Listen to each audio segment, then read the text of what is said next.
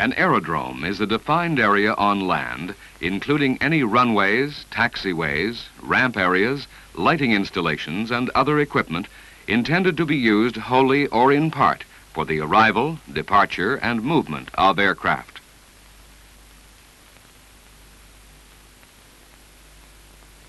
A control zone is a controlled airspace around the aerodrome, which extends upward from the surface of the Earth to a specified upper limit.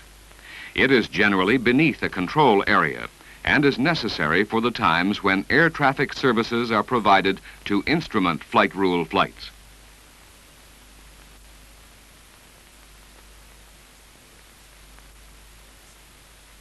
At an aerodrome where air traffic control services are provided, the control of the beginning and the end of IFR flights is usually accomplished from a control tower high above the level of the aerodrome surface.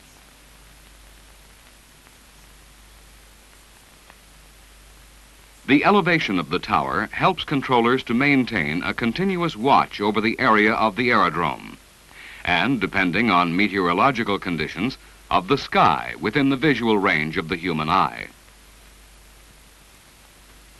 The radio telephone is used to communicate with pilots of aircraft. Controllers in aerodrome control towers shall issue information and clearances to aircraft under their control to achieve a safe, orderly, and expeditious flow of air traffic on and in the vicinity of an aerodrome, with the objective of preventing collisions.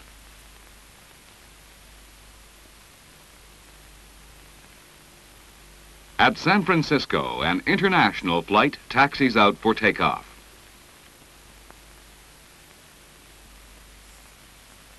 A specific taxi route to the runway in use has been given to the pilot by the ground controller.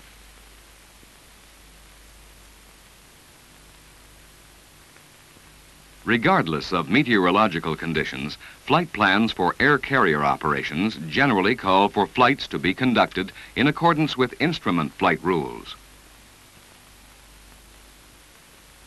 This flight will be IFR, direct to Montreal, Canada.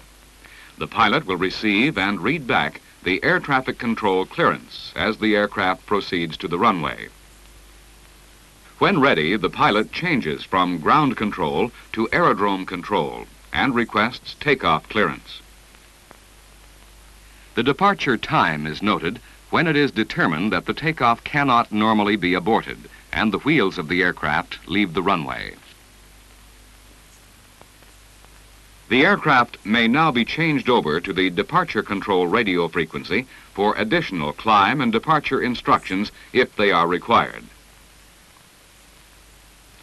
Once a predetermined altitude and heading is reached, the pilot will be instructed to change to still another frequency, as the responsibility for the control of the flight is handed over from departure control to the area control center. The en route control for this flight will be the responsibility of air traffic controllers in several area control centers, until finally it is handed over to the Montreal Area Control Center.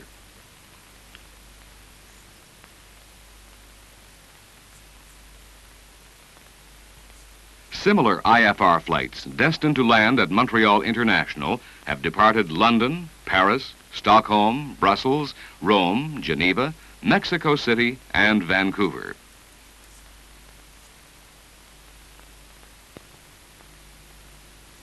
Let's take a look at Montreal International. The lighted rotating beacon on top of the control tower indicates that instrument flight rule conditions prevail.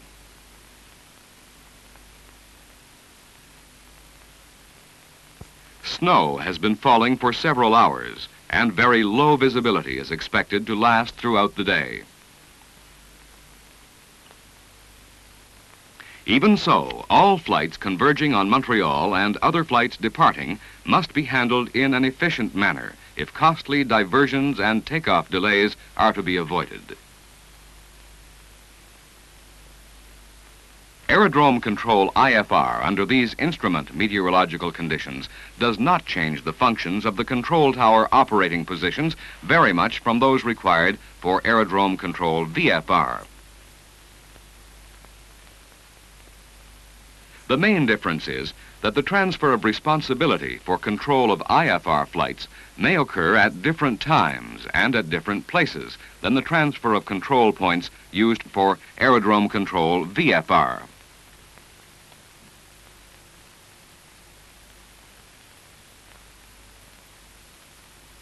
Close coordination between area control, approach control, and aerodrome control, especially during the approach and departure phases of IFR flights, is necessary if the capacity of the aerodrome runways, taxiways, and movement areas is to be used to the greatest extent possible during bad weather.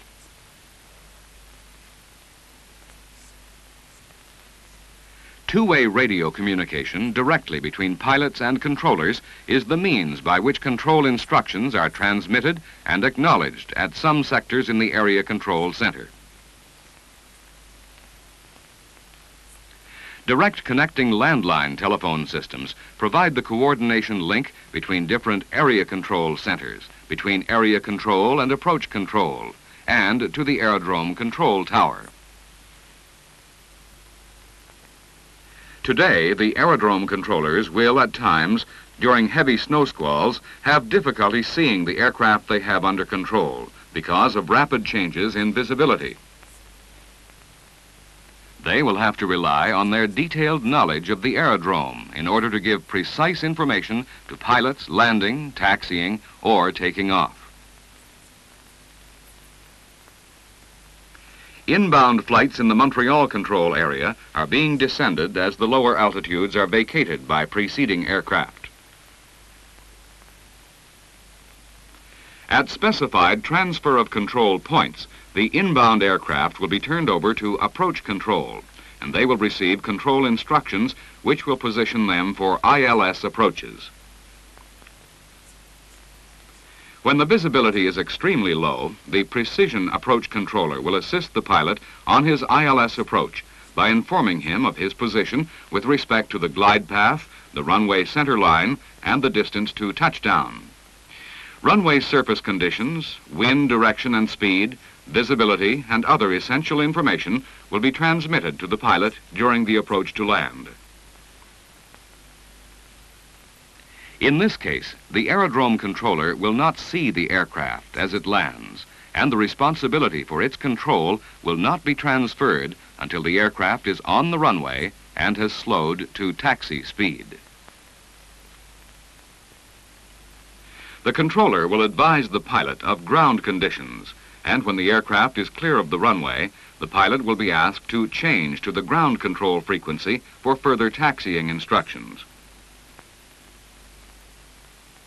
This change of responsibility for control will be coordinated with the ground controller as the aircraft is changed from one control position to the other.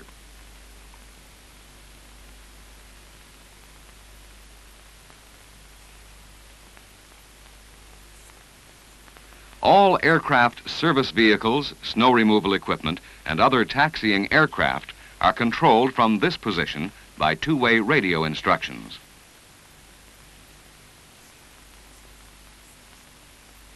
Today, the control problems on the maneuvering area of the aerodrome are extremely difficult, but collision between aircraft or other objects must be avoided at all costs.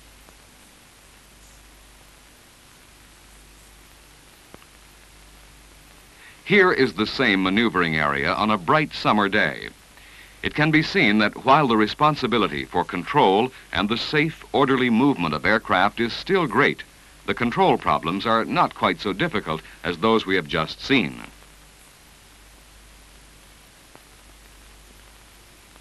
When the cloud base is higher and the visibility is better, inbound aircraft may make normal ILS approaches without radar advisories. The responsibility for control will then be handed over to the aerodrome controller when the aircraft reaches the transfer of control point some distance outside the ILS outer marker. In this case, the landing clearance and runway information, snow and slush conditions, wind direction and speed would be given to the flight by the aerodrome controller.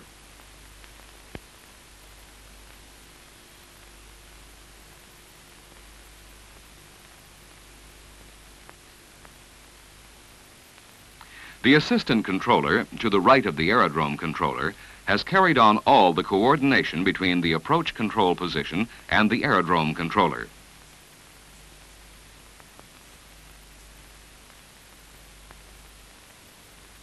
The pilot of a departing aircraft initiates a radio call to the ground controller and requests a taxi clearance. The taxi clearance includes the route to and the number of the runway in use, the wind speed and direction, an altimeter setting, and time check.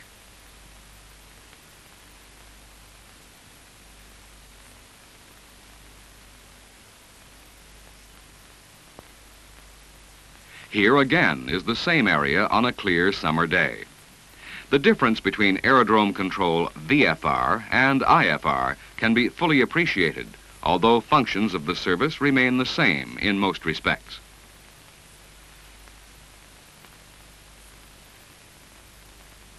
A departing IFR flight must have an air traffic control clearance. So as the aircraft starts to taxi, the controller at the clearance delivery position to the left of the ground controller contacts the area control center.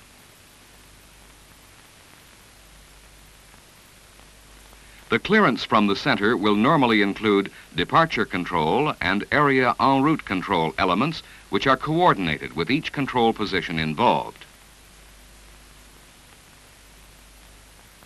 The departing aircraft is asked to contact the clearance delivery position on the appropriate frequency to copy and repeat his clearance.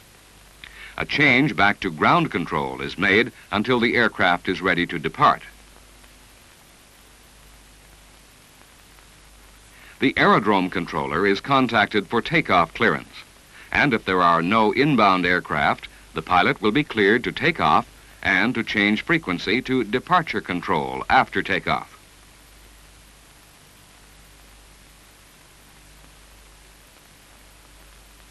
As the weather improves and the visibility increases, snow removal progresses more rapidly in the continuing effort to bring the aerodrome up to its full operating capacity. Snow, heavy rain, blowing sand, or dust storms, day or night, all contribute to the enormous responsibility placed on air traffic controllers during aerodrome control, IFR.